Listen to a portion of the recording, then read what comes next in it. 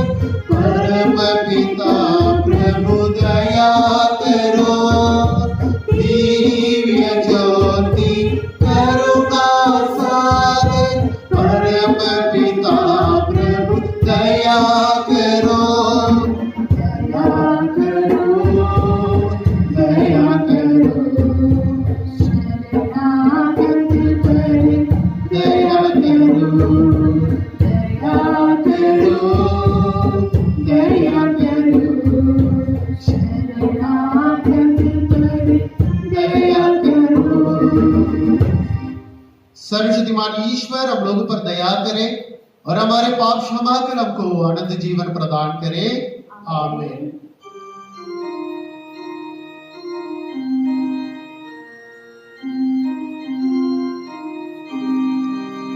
स्वर्गलोक में महिमा हो, धरती पर सुख शांति हो।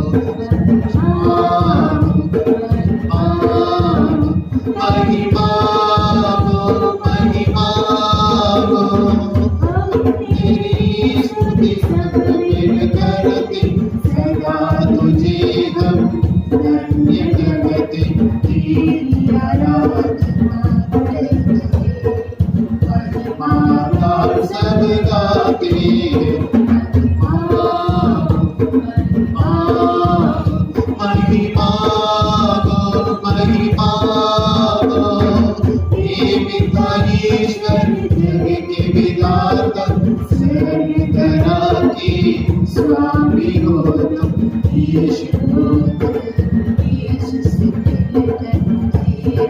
गुणगान गाते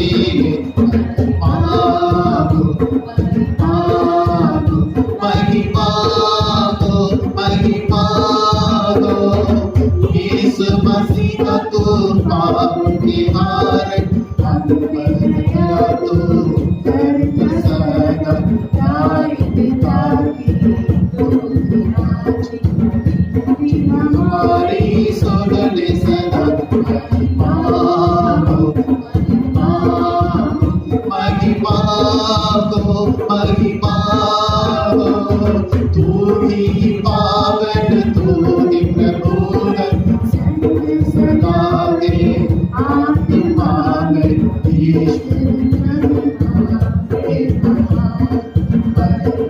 तेरी कांति सदा महिमा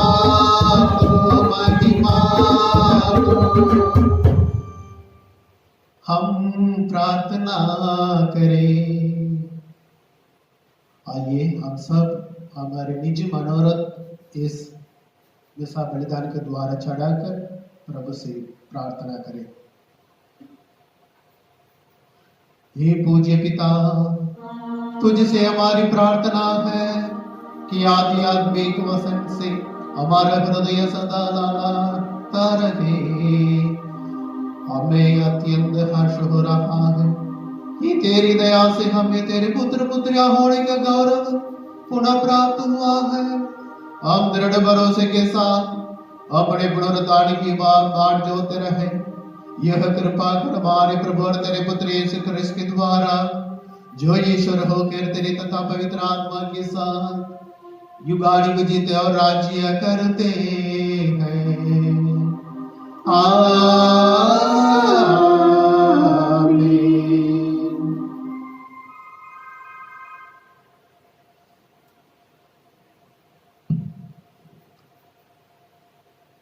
पहला पाठ प्रेरित चरित्र से। पेंटकोस्त के दिन पेतरुस ने 11 के साथ खड़े होकर लोगों को संबोधित करते हुए ऊंचे स्वर से कहा,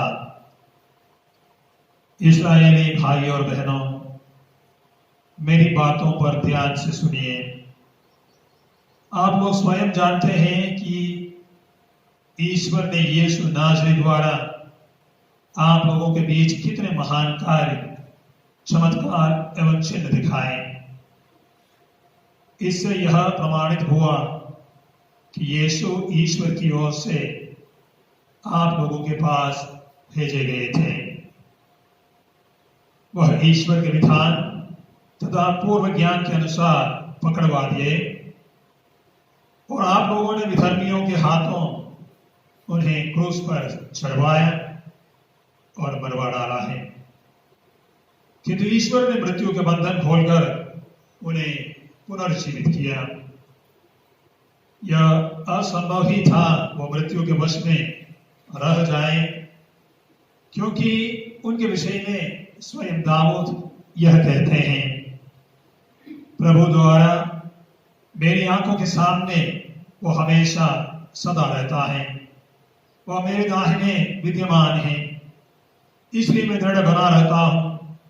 मेरा हृदय आनंदित है, मेरी आत्मा प्रफुल्लित है और मेरा शरीर भी सुरक्षित रहेगा, क्योंकि तू मेरी आत्मा को अधोलोक में नहीं छोड़ेगा।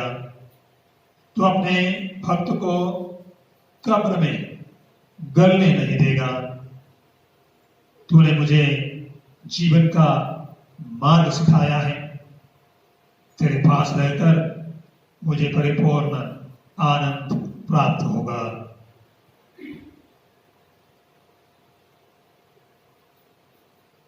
यह प्रभु की वाणी है। ईश्वर को धन्यवाद।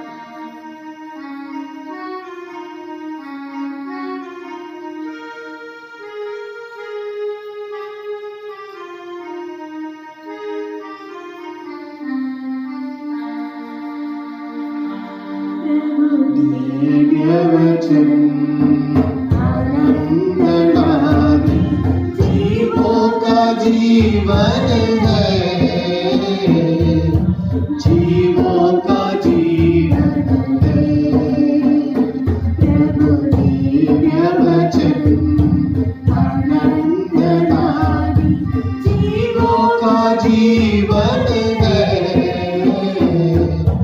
जीवों का जीवन है। सृष्टि की रचना हुई, वचन से सुंदरता का सृजन हुआ। वचन से सृष्टि की रचना हुई, वचन से सुंदरता का सृजन हुआ। वचन से मानव बना, वचन से जीवन मिला। सामर्थ्य वचन, शाश्वत वचन, प्रभु जीवन वचन। सामर्थ्य वचन, शाश्वत वचन, प्रभु जीवन वचन। प्रभु दिव्य वचन आनंददायी, जीवों का जीवन है, जीवों का जीवन है।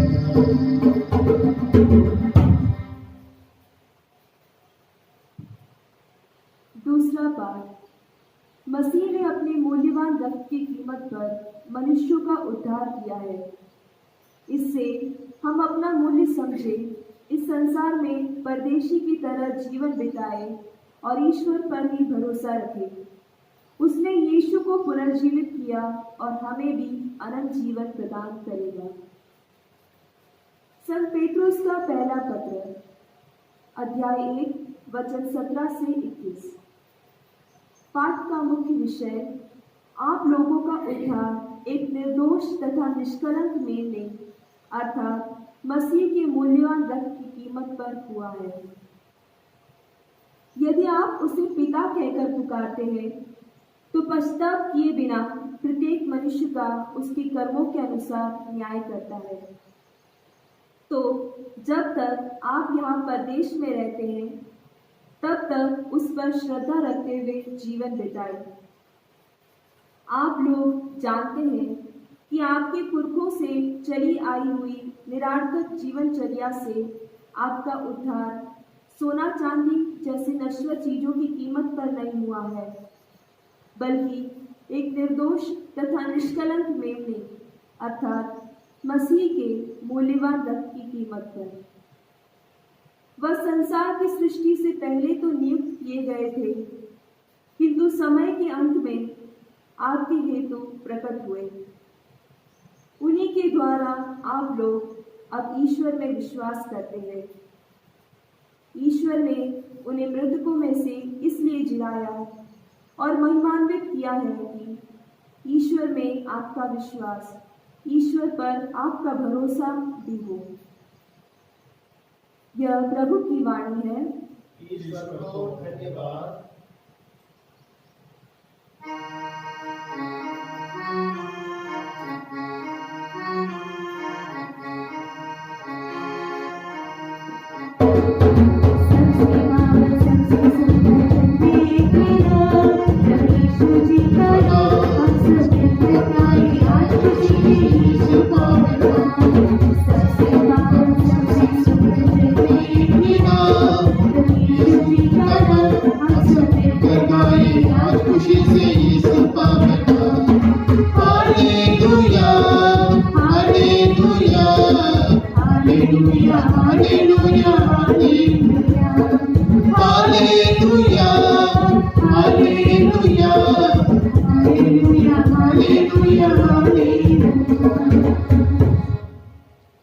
प्रभु आप लोगों के साथ हो और आपके साथ भी।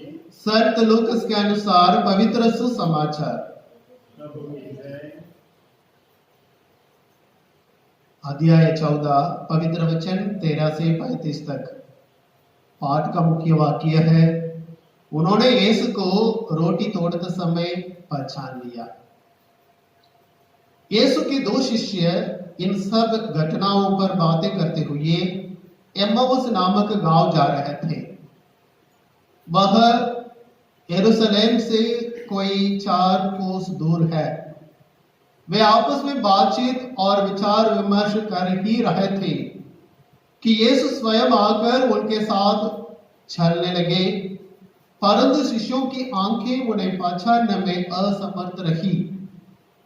यीशु ने उनसे कहा, आप लोग राह चलते किस विषय पर बातचीत कर रहे हैं? वे रुक गए। उनके मुख मलिन थे।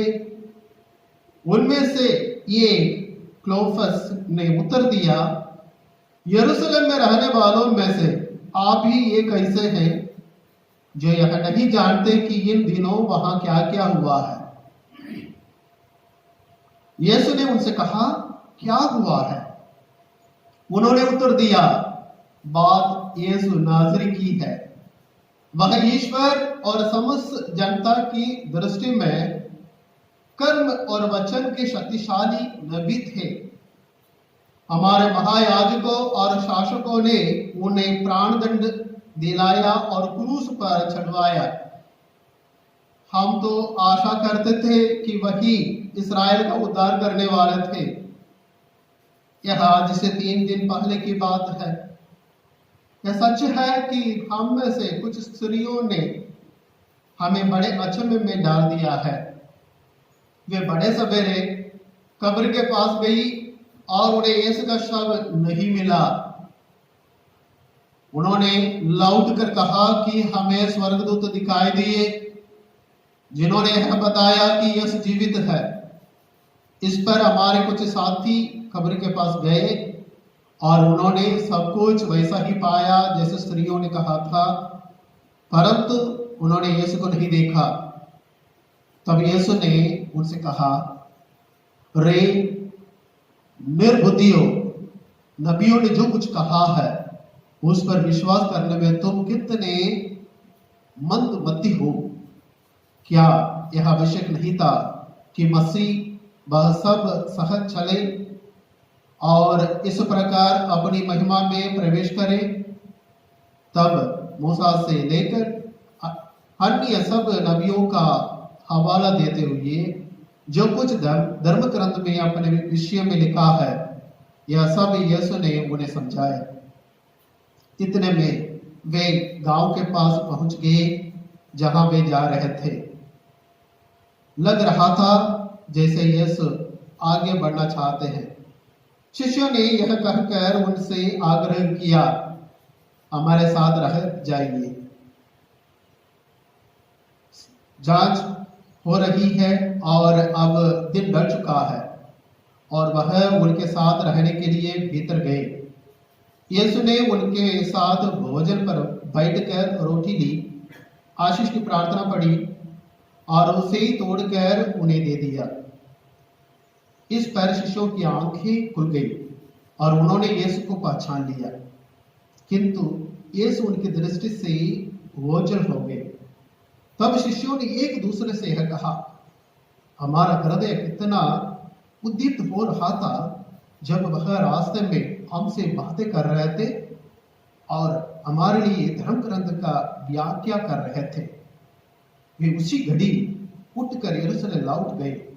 वहां उन्होंने 11 और उनके साथियों को एकत्र पाया जो यह कह रहे थे, प्रभु सचमुच जी उठे हैं और सिमोन को दिखाई दिए हैं। तब उन्होंने भी बताया कि रास्ते में क्या क्या हुआ और कैसे उन्होंने यीशु को रोटी तोड़ते समय पहचान लिया था।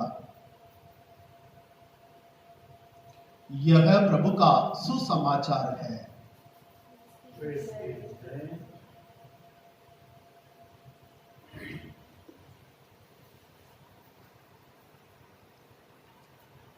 क्रिस्त में प्यारे भाइयों बहनों बच्चों, भक्ति भाव से हम सब इस हिंसा बलिदान में अपने अपने घर से भाग ले रहे हैं।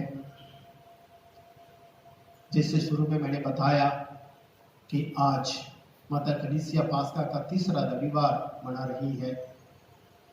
पहले 2 रविवार में हमने मनन किया और विचार विमर्श हमने कराया कि किस प्रकार प्रभु यीशु जी उठे हैं। क्या वास्तव में प्रभु यीशु जी उठे या क्या सबूत है, इस प्रकार हमने काफी मनोरंजन किया। और पुनरुत्थान का क्या गवाह है उसके बारे में भी हमने बातें की, और आज के सुसमाचार में भी ये बातें निकल आई है कि प्रभु यीशु वास्तव में जी उठे हैं, और उसकी गवाह है वहां पर जहां प्रभु का शव रखे थे कब्र, वहां पर प्रभु का शव नहीं रहा, कब्र खाली थी। और सुसमाचार मत्ती की सुसमाचार अध्याय 28:6 में हम देखते हैं, स्वर्गदूत वहां स्त्रियों से इसे कहा, इसे ढूंढ रहे हो,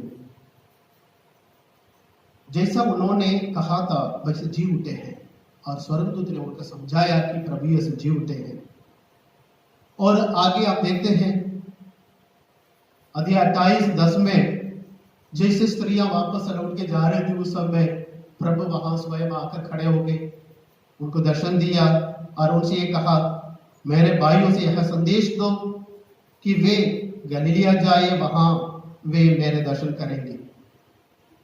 फिर आज के सुसमाचार में भी हमने देखा जिस प्रकार ये घटना हुई, 2 शिष्य इम्माउस जा रहे थे, प्रभु यीशु उनसे मिले, उनको दर्शन दिए और उन्होंने रोटी तोड़ते समय प्रभु को पहचाना। ये सब सबूत है, प्रभु यीशु स्वयं दर्शन दिए हैं। और इसके अलावा क्या क्या सबूत हो सकता है यदि हम गौर करके देखें। आजकल जो पहले पाठ हम पढ़ते हैं रोज मिसा बलिदान में, प्रेरित चरित्र से हम पढ़ते हैं, उसमें खूब सबूत हमें मिलता है। विश्वासियों प्रेरितों के कार्यों के द्वारा हमें मालूम पड़ता है प्रभु यीशु वास्तव में जी उठे हैं। प्रेरित चरित्र अध्याय 2:14 में हम देखते हैं, प्रेरित, डरपोक और कमजोर लोग प्रभु यीशु पुनर्जीवित होने के बाद इतना मजबूत हो गए। उसका सबूत है आज का पहले पाठ हमने सुना है, पेंतकोस्त दिन पेतरुस अपने 11 प्रेरितों के साथ इतने जोरदार लोगों को, जनताओं को संबोधित करते हैं, अपने विश्वास का प्रकट करते हैं, अपने अनुभव को बांटते हैं। और आगे हम देख सकते हैं प्रेरित चरित्र अध्याय 3 और 5 में, जब पेतरुस यूहन्ना के साथ प्रार्थना करने के लिए मंदिर जाते हैं, उस समय एक अद्भुत कार्य होता है। हमेशा प्रभु यीशु के साथ रहते समय प्रभु यीशु ने चमत्कार दिखाया, और आज प्रभु यीशु के नाम पर ये शिष्य चमत्कार दिखाते हैं। जिस मंदिर जाते समय मंदिर के फाटक पर एक लंगड़ा व्यक्ति बैठा भीख मांग रहा था, उनको गौर करके देख के पेतरुस ऐसा कहते हैं, मेरे पास चांदी सोना तो नहीं है, पर मेरे पास जो कुछ है मैं तुम्हें देता हूं। ईसा मसीह नाजरी के नाम में चलो आदेश देते हैं और वो व्यक्ति चलता है। हाँ प्यारे भाई और बहनों, इसी प्रकार कई उदाहरण बाइबल से हम देख सकते हैं और प्रभु के और शिष्यों के कार्यों में देख सकते हैं कि पुनर्जीवित प्रभु उनके साथ रहकर महान कार्य किए। ये सिर्फ प्रेरितों के साथ नहीं है, 2000 सालों से हम देख सकते हैं किस प्रकार पुनर्जीवित प्रभु कलीसिया के साथ रहकर लोगों को दर्शन देते हैं और लोगों को मजबूत करते हैं, चमत्कार करते आ रहे हैं। विश्वासियों के बीच में रहकर, विश्वासियों के द्वारा और कलीसिया के प्रमुख यानी गुरुजनों के द्वारा और संतों के द्वारा बहुत चमत्कार देखते हैं, दिखाते हैं। इस सप्ताह यानी 31, 23 और 25 माता कलीसिया हमारे लिए 3 पर्व हमें दिए हैं। 31 को संत एंसलम का पर्व था और 23 को संत जॉर्ज का पर्व था और शनिवार यानी 25 तारीख को संत मार्कुस यानी सुसमाचार के लेखक का पर्व था। इनके जीवनी को देखने से हमें मालूम पड़ता है कि पुनर्जीवित प्रभु किस प्रकार इस दुनिया में महान कार्य किया है। आइए हम सबसे पहले मनन चिंतन करें हमारे पल्ली के और हमारे संस्था के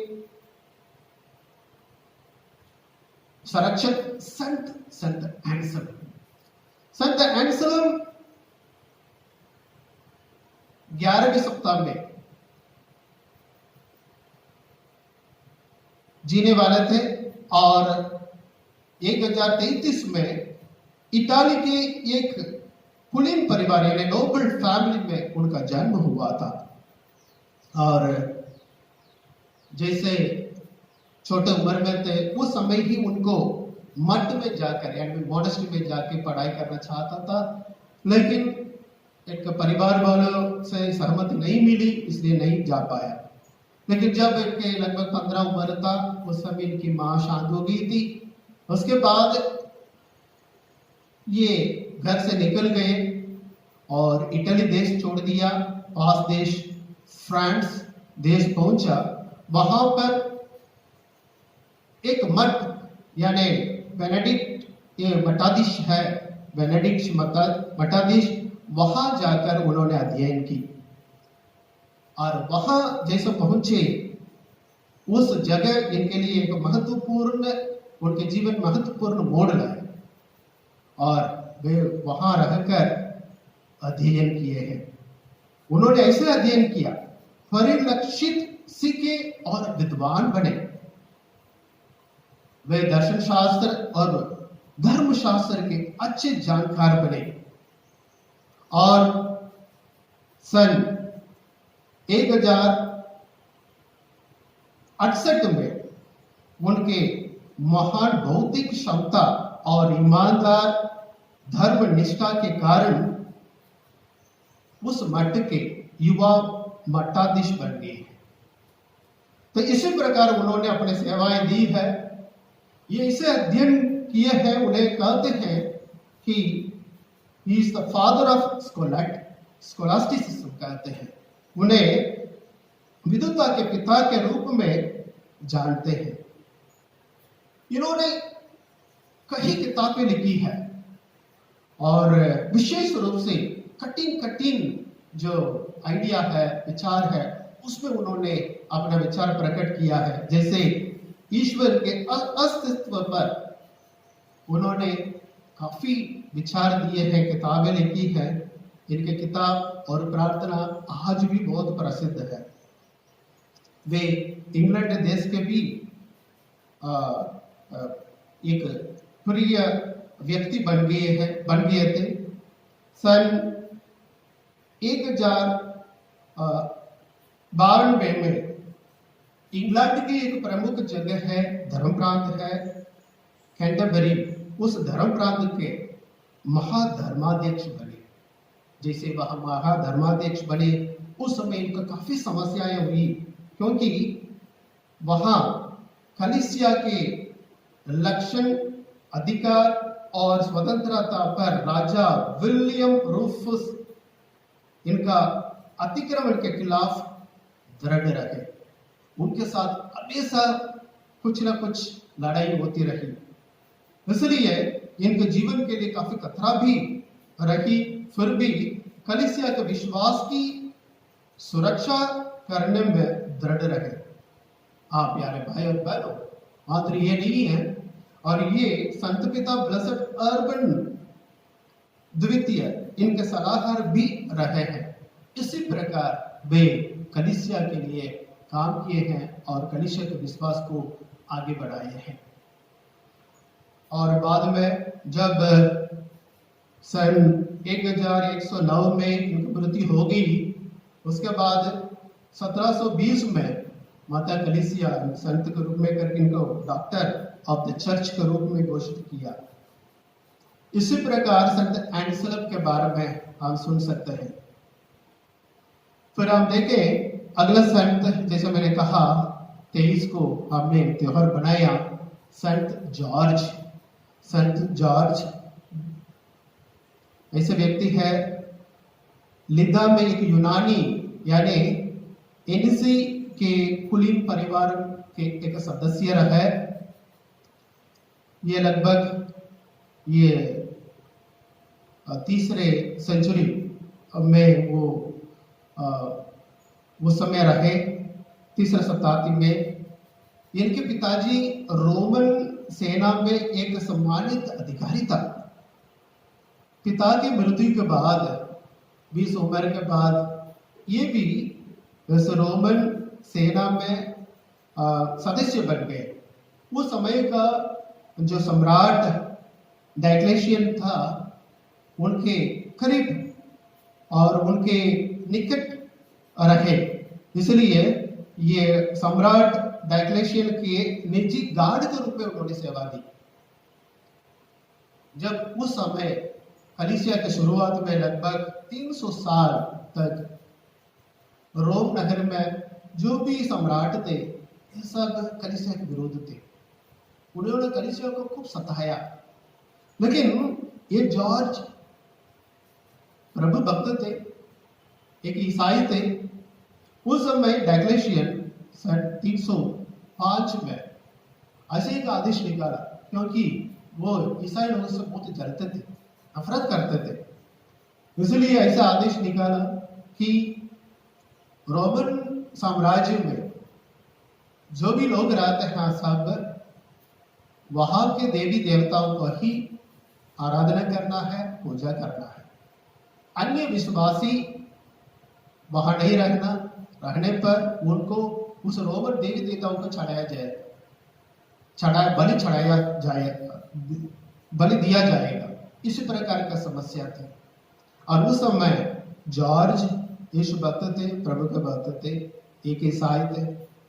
ये खबर डायक्लेशियन सम्राट को मालूम हो गया और इस सम्राट ने इस व्यक्ति सेंट जॉर्ज से पसंद करते थे, इसलिए उनको ये भी समझाया कि ये विश्वास छोड़ दो, धर्म छोड़ दो, और इनके साथ रहकर काम करने के लिए उन बहुत प्रलोभन भी दिया।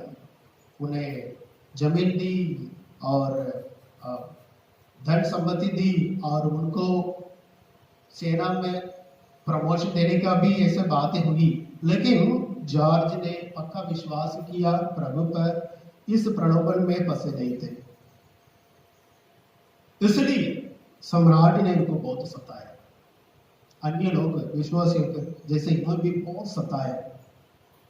ऐसे सताया, कहते हैं इनको तलवारों के एक पहिए पर लादा गया। ऐसे बहुत खून निकला, बहुत दुख सहना पड़ा, फिर भी नहीं मरे।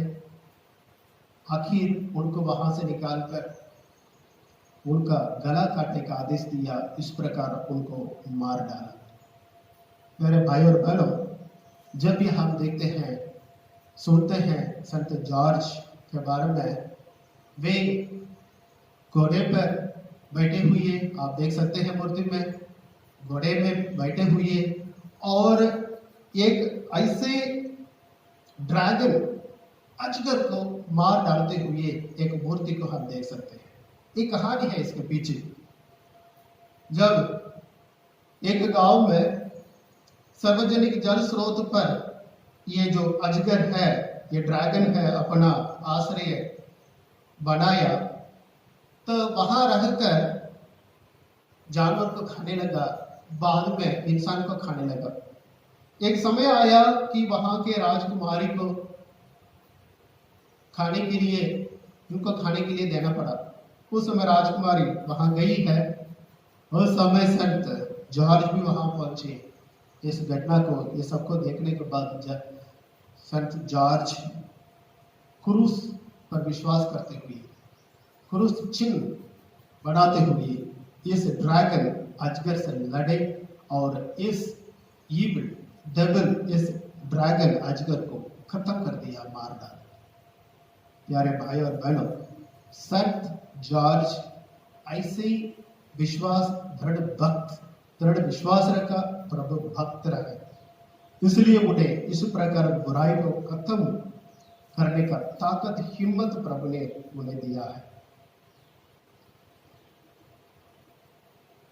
इन दोनों संतों के बारे में हमने सुना है, संत एंसलम, संत जॉर्ज। वे दोनों महापुरुष क्रिस्तीय धर्म के विश्वास के रक्षक थे। संत एंसलम महान विद्वान और संत जॉर्ज बहादुर योद्धा रहे। और संत एंसलम धर्म को गहराई से अध्ययन किया और अपने अध्ययन से उन्होंने दिव्यता को दर्शाने, लिखने, उपदेश देने और विश्वास की रक्षा के लिए दिया है। और संत जॉर्ज प्रलोभन होने पर भी अपने जान हथेली पर रखते हुए विश्वास का साक्ष्य दिया। प्यारे भाई और बहनों, इन संतों हमारे लिए ये बताते हैं कि पुनर्जीवित प्रभु उनके साथ है और इन्होंने पुनर्जीवित प्रभु पर दृढ़ विश्वास किया, अपने विश्वास के लिए जिए हैं, अपने धर्म के लिए जिए हैं और विश्वास के माध्यम से सभी की जितना हो सकता है सेवा की है। प्यारे और भाइयों बहनों, जब हम इन संतों के बारे में मनन चिंतन करते हैं, हमें भी हमारे विश्वास को गहराई से देखना है, अपने आत्मा को परख कर देखना है। हमारा विश्वास कहाँ तक है, कितना दृढ़ है, क्या पुनर्जीवित प्रभु पर मेरा विश्वास पक्का है या नहीं। आइए इन बातों मनन चिंतन करते हुए इस मिशा बलिदान में हम भाग लें, प्रार्थना करें। आमीन।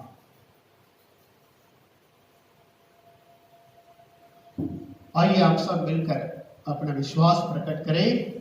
हम स्वर्ग और पृथ्वी के सृष्टिकर्ता सरस्वती माँ पिता ईश्वर में विश्वास करते हैं और उसके इकलौते पुत्र हमारे प्रभु यीशु क्रिस्त में हम विश्वास करते हैं, जो पवित्र आत्मा के द्वारा गर्भ में आए और मरियम से जन्मे। उन्होंने पौंतुस पिलातुस के शासन काल में दुख भोगा, वह क्रूस पर चढ़ाए गए, मर गए, दफना गए और अधोलोक में उतरे। वह तीसरा दिन मर्दों में से जी उठे, स्वर्ग गए, सरस्वती माँ पिता ईश्वर के दाहिने विराजमान और वहाँ से जीवित और मृत को न्याय करने आएंगे। तब पवित्र आत्मा, पवित्र कैथोलिक कलीसिया, धर्मियों की सहभागिता, पापों की क्षमा, शरीर के पुनरुत्थान और आनंद जीवन में विश्वास करते हैं। प्रिय भाइयों एवं बहनों, अपने गांव लौट रहे शिष्य बहुत दुखी और उदास थे, लेकिन यीशु की उपस्थिति और उनके साथ बातचीत ने उनको सांत्वना दी। जब वह रोटी तोड़ते हैं तब वे उन्हें पहचान लेते हैं। हम पिता ईश्वर से प्रार्थना करें और कहें, हे पिता, हमारी प्रार्थना सुन। पिता हमारी प्रार्थना सुन। हमारे संत पिता सभी धर्माध्यक्षों और याजकों के लिए कि वे पवित्र संस्कार को विशेषकर पवित्र यूक्रिस्ट संस्कार को भक्ति भाव से संपन्न करें, ताकि सभी क्रिस्तीय उसमें भाग लेकर आशीष पा सके। इसके लिए हम पिता ईश्वर से प्रार्थना करते हैं, हे पिता, हमारी प्रार्थना सुन। सभी क्रिस्तीय विश्वासियों के लिए कि वे पवित्र बाइबल को पढ़ें, उसके महत्व को समझें और उसमें प्रभु यीशु की उपस्थिति को महसूस करें। इसके लिए हम पिता ईश्वर से प्रार्थना करते हैं, हे पिता, हमारी प्रार्थना सुन। उन लोगों के लिए जो अप्रत्याशित घटनाओं जैसे किसी निकट संबंधी की मृत्यु, पति या पत्नी का एक दूसरे से अलग होना या बच्चों की गलत रास्ते में चलने से उदास या दुखी है, ईश्वर उनके आत्मविश्वास को फिर से जगा दे ताकि वे एक नया जीवन आरंभ कर सके। इसके लिए हम पिता ईश्वर से प्रार्थना करते हैं, हे पिता, हमारी प्रार्थना सुन। इस मिसा बलिदान में उपस्थित हम सभी विश्वासियों के लिए प्रार्थना करें कि हम अपने जीवन में पुनर्जीवित प्रभु की उपस्थिति का अनुभव कर सके और उनके उद्धार के संदेश को लोगों तक पहुंचा सके। इसके लिए हम पिता ईश्वर से प्रार्थना करते हैं। हे पिता, हमारी प्रार्थना सुन। आइए हम थोड़ी देर मौन रहकर अपनी निजी प्रार्थनाओं को प्रभु के सामने रखें।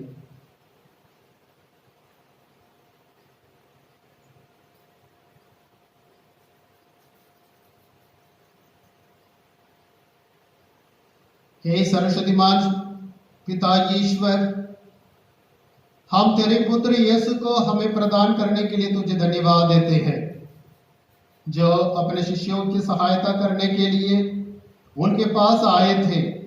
शिष्य उनकी मृत्यु पर दुखी थे और शोक मना रहे थे, लेकिन उनके पुनरुत्थान और दर्शन ने उनके जीवन को पूर्ण रूप से बदल दिया।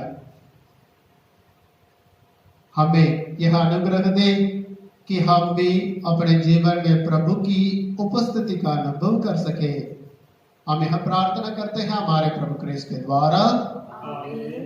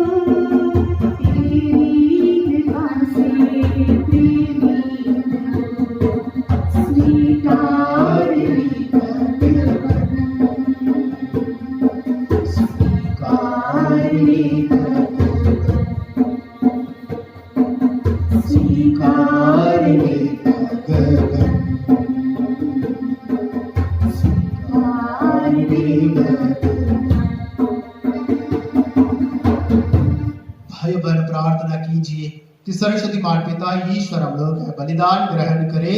प्रभु अपने नाम स्तुति तथा महिमा करे और हमारे तथा अपने समस्त पवित्र कलीसिया के लाभ करे। मैं आतुष बलिदान ग्रहण करें। ये प्रभु, यह उपहार कृपा पूर्वक ग्रहण कर, जिसे कलीसिया उल्लास के साथ चढ़ाती है। तूने हमें इस लोक में आनंद मनाने का अवसर प्रदान किया है। हम परलोक में भी यह आनंद प्राप्त करें हमारे प्रभु क्रिस्त के द्वारा।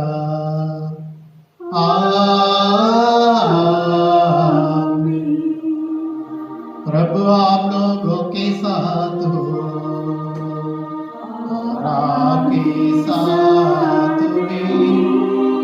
प्रभु में मन लगाइए, हम प्रभु में मन लगाइए।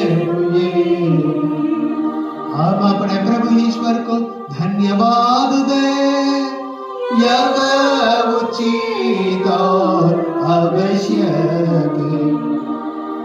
हे पूज्य पिता, यह परम उचित है, हमारा कर्तव्य तथा कल्याण है कि हम प्रतिदिन और विशेष करके इस अवसर पर अधिक समारोह के साथ तेरा गुणगान करें, जब क्रिस्त हमारे पास का मेमना बलि चढ़ाए गए हैं।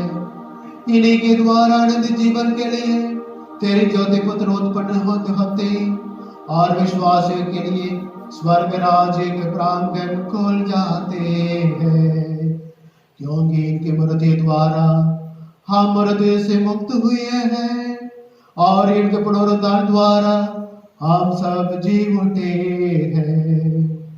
इसलिए पास्का के आनंद से भर होकर विश्व का कोना कोना उमंग से फूला नहीं समाता है और स्वर्ग के समस्त दूत कर तेरी स्तुति करते हुए एक स्वर से निरंतर गाते हैं।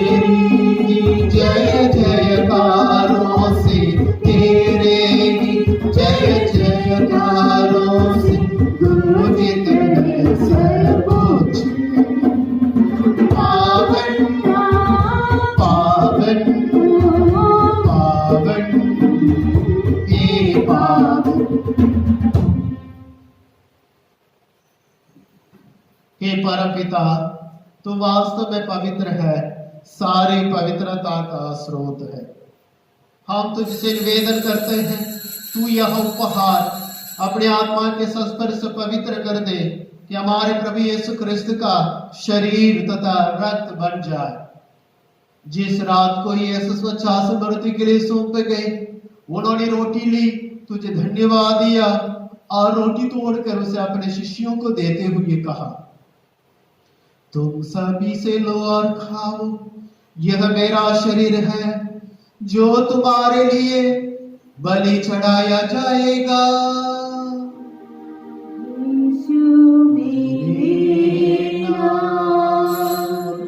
मैं करता हूँ तेरी आराधना, तेरी स्तुति।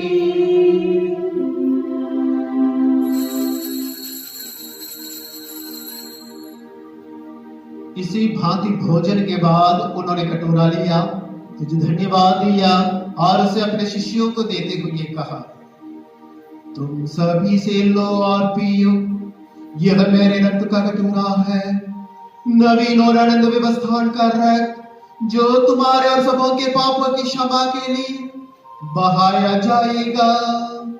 तुम मेरी स्मृति में यह किया करो।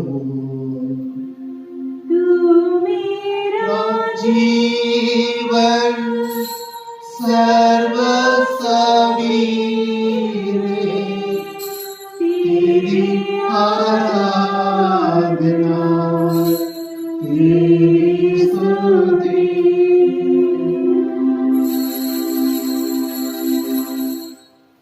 यह है हमारे विश्वास का रहस्य। क्रिस्त जी उठे, क्रिस्त महिमा के साथ फिर आएंगे।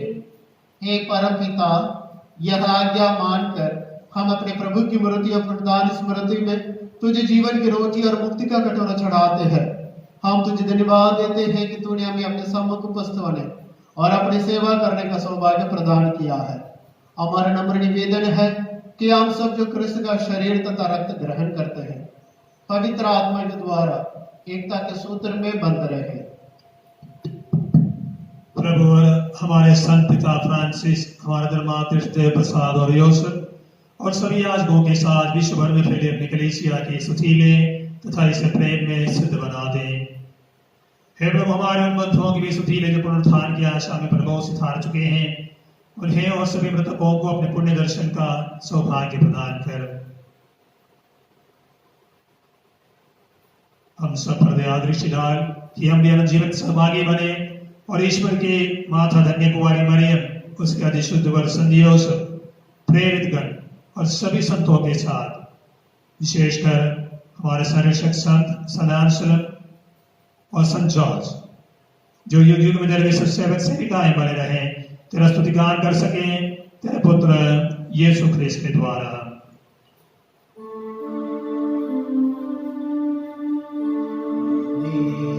प्रभु क्रिस के द्वारा इन्हीं के साथ और इन्हीं में है सर्वशक्तिमान पिता परमेश्वर पवित्र आत्मा के साथ तुझे समागता महिमा युगानुयुग मिलती रहती है।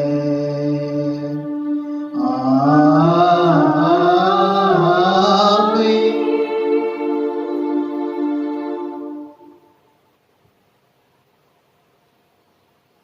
आइए हम सब मिलकर पुनर्जीवित प्रभु पर विश्वास करते हुए हमारे विश्वास का प्रकट करते हुए उस प्रार्थना को दोहराए जिसे प्रभु यीशु ने हमें सिखाए हैं। हे हमारे पिता जो स्वर्ग में है, तेरा नाम पवित्र किया जाए, तेरा राज्य आवे, तेरी इच्छा जैसे स्वर्ग में वैसे पृथ्वी पर भी पूरी हो।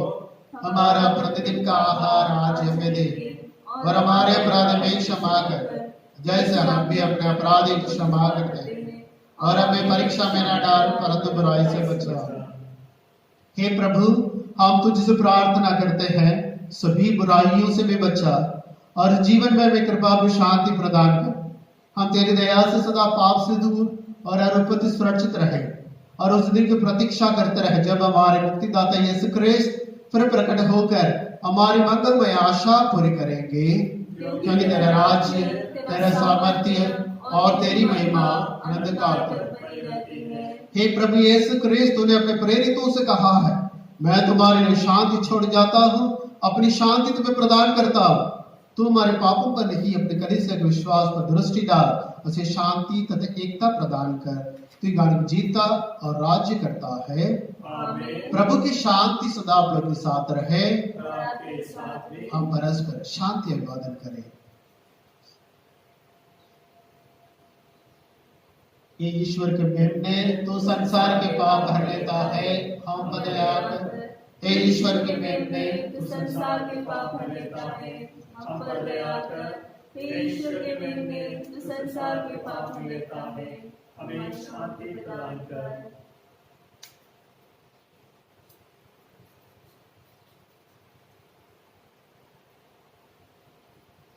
देखिए ईश्वर का मेमना जो संसार के पाप पर रहता है। धन्य इस पवित्र भोजन बुलाए जाते हैं। मैं इस योग्य नहीं हूँ कि आप खुद एक शब्द करें और मेरी आत्मा चंगी हो जाएगी।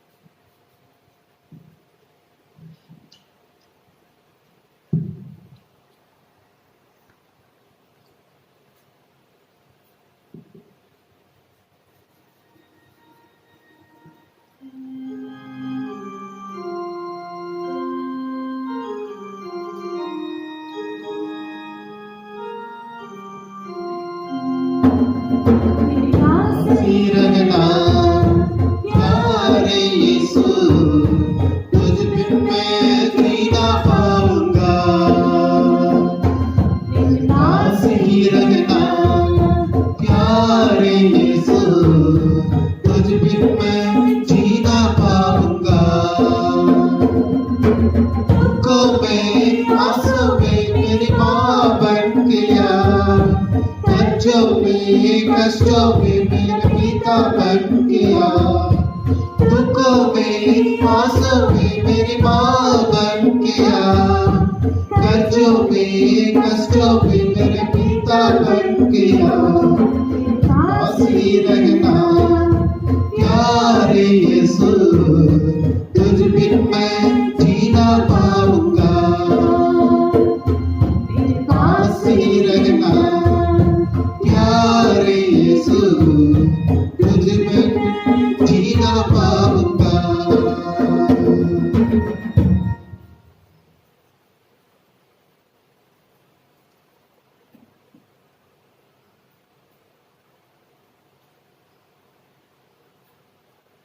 प्रसाद भजन। शिष्यों ने यीशु को रोटी तोड़ते समय पहचान लिया। हालेलुया।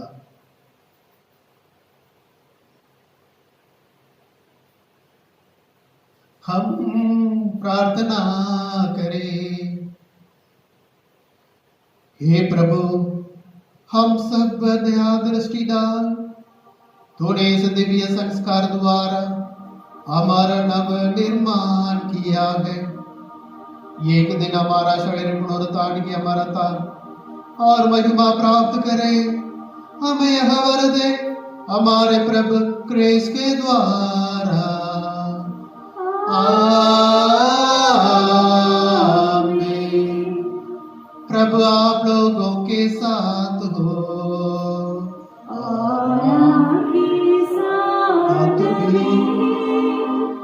आशीर्वाद तुम्हें प्रदान करे परमेश्वर सर्वशक्तिमान, पिता पुत्र और पावन आत्मा। आमीन आमीन आमीन। जाइए, क्रिस्त याद हुआ संपन्न। धन्यवाद परमेश्वर को। आइए मेरे प्यारे पल्लीवासियों,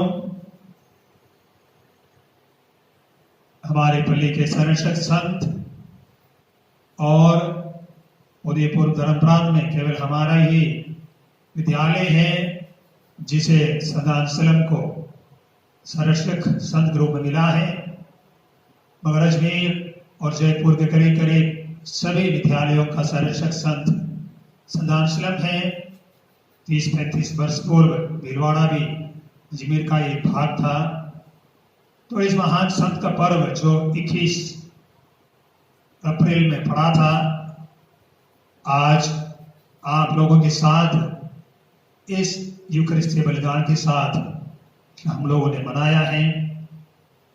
और साथ ही साथ संत जॉर्ज जो 23 अप्रैल को त्योहार था, हमारे पल्ली में जो 3 युगक्रिस्तीय समुदाय हुआ करते थे, संत जूद, संत सेबास्टियन और संत जॉर्ज, भले ही परिवारों की संख्या की कमी के कारण तीसरा ग्रुप हमने कम किया है, फिर भी हम संत जॉर्ज का पर्व भी इसके साथ साथ आज हमने मनाया है। एक तरह अपनी बुद्धि और विद्वान होने के कारण सदानसलम हमारे सभी बच्चों को बुद्धि प्रदान करें, ज्ञान प्रदान करें। तो दूसरी तरह संत जॉर्ज जो ड्रैगन, जो अजगर, शैतान का प्रतीक है, उस पर विजय पाने से हमारे वैश्विक बीमारी पर काबू पाने के लिए इस समय, इस संकट के समय उस संत का मध्यस्थता द्वारा भी हम विशेष रूप से प्रार्थना करते रहेंगे। 15 मार्च को हमने इस चर्च में सभी परिवासियों के साथ मिलकर मिसा किया। उस दिन हम में से किसी ने भी यह नहीं सोचा था, अब 1 महीने से ऊपर से हम सब रविवार मिसा से शारीरिक रूप से वंचित रहकर अपने ही घर में रहने की नौबत आएगी। मगर इसके बावजूद भी दैनिक मिस्सा के साथ साथ विशेषकर आप लोगों के साथ हम सब पवित्र मिस्सा चढ़ाते हुए हमारे आत्मीय संबंध को हमने बढ़ावा दिया है। मुझे मालूम है आप सब सुरक्षित हैं। जैसे हमारे जिला में भी जिला प्रशासन के अद्भुत कार्यों के कारण इस संक्रमण से एक हद तक काबू पा भी लिया है। आगे भी प्रशासन के प्रत्येक निर्देश को पालन करते हुए इस बीमारी से हम अपने आप को बचाएंगे और दूसरों को भी बचाएंगे। अंतिम भजन के समय हम हमारे संतों की मूर्तियों की आरती करेंगे। तत्पश्चात हम सब इन संतों की आशीष लेकर अपने अपने घरों में सुरक्षित रहेंगे।